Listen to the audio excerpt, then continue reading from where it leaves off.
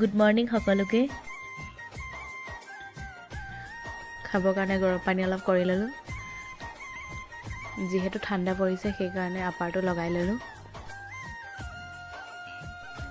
এতিয়া আমি দুইজনীয়ে গৰম পানী খাই লৈ অলপ পঢ়াত লাগোঁ। এইফালে মই গাই ধৰণে আৰু আমাৰ এই শুকোৱা ভকতে খাই আজৰি হ'ব এতিয়া। আৰু এতিয়া আমি আহিলোঁ বজাৰত।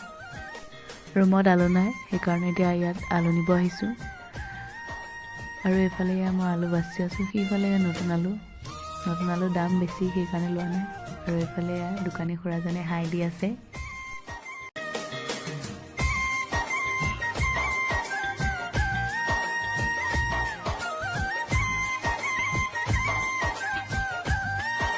আৰু আমাৰ বজাৰ কৰি হৈ গ'ল, আমি ৰুমলৈ আহি আছোঁ। আৰু এতিয়া আমি ৰুমৰ আমাৰ গলিটো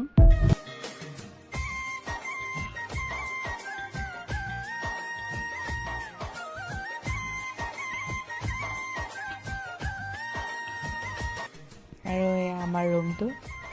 ডিচিপ্লিন নাই ৰুমৰ কোনো।